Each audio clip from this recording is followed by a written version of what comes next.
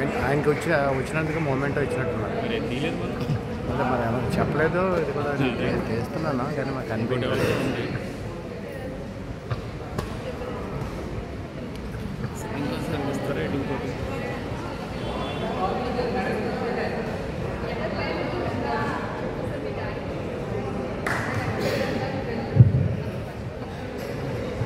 Naik sir మాట్లాడండి sir.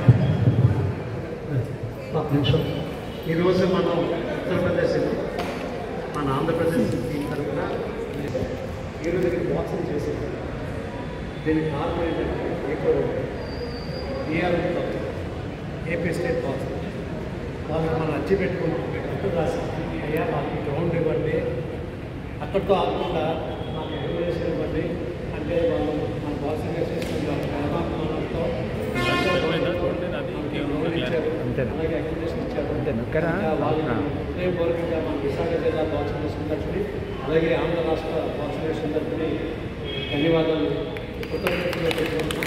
వాళ్ళు ఇదే రకంగా మీరు గుర్తుపెట్టుకోవాలి. ఈకో రైల్వే ఈరోజు మనకి కన్నతల్లి లాంటిది. ఎందుకంటే కన్నతల్లి అన్నం పెడితే వీళ్ళు కూడా మనకి ఉద్యోగం ఇచ్చి అన్నం పెడుతున్నారు. ఈరోజు ఎంతోమంది ఈకో రైల్వేలో ఎంతోమంది మన బాక్సర్స్ అందరూ కూడా ఉద్యోగం చేస్తున్నారు. ఉద్యోగం అంటే ఏంటంటే మనకి ఇండిపెండెంట్ మన పిల్లలను చదివించుకోవడానికి అవకాశం, మన కుటుంబాలు పెరగడానికి అవకాశం అన్నీ కూడా ఈకో రైల్వే మనకు కల్పిస్తుంది. ఆ ఇన్స్టిట్యూషన్ తోటి మళ్ళీ మనకి నేషనల్లో మెడల్ తీసుకొచ్చి ఇంటర్నేషనల్ చేస్తే మళ్ళీ మనకి వాళ్ళ ద్వారా మనకు ఉద్యోగాలు రావాలని ఈకో రైల్వే మనకి ఉద్యోగాలు అది మనకి రావాలనేసి మనం కోరుకుంటున్నాం.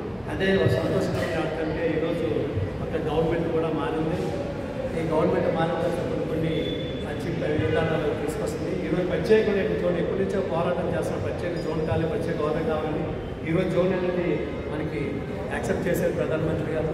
అదేవిధంగా ఈకో రైల్వే నుంచి జోన్ అనేది మనకు వచ్చిందంటే ఈ జోన్ మన జోన్ కనుక ఆ జోన్ ద్వారా మనకి అతీతమైనటువంటి ఎక్కువ అవకాశాలు ఇంతకుముందు ఉమ్మడి జోన్లో ఉన్నప్పుడు ఎక్కువ అవకాశాలు వాళ్ళకి సపరేట్ అయింది. కేవలం జోన్ మనదే కనుక మన జోన్కి మనకి ఎక్కువ బాక్సర్స్ అవకాశం కల్పించి ఒక దారి చూపిస్తే మనం ఇంకా వాళ్ళ యొక్క సహాయ సహకారాలతో ఇంకా అంతర్జాతీయ స్థాయిలో ఇంకా మంచి మెడల్ తీసుకొచ్చి ఇటు ఈకో రైల్వేకి అటు భారతదేశానికి మనం గౌరవం పేరు తెస్తామని మన జాతీయ జెండాని అంతర్జాతీయంలో రెపరెపలాడించడానికి ఈకో రైల్వే మనకి అవకాశం కల్పించాలని కోరుతూ సెలవు తీసుకుంటాం.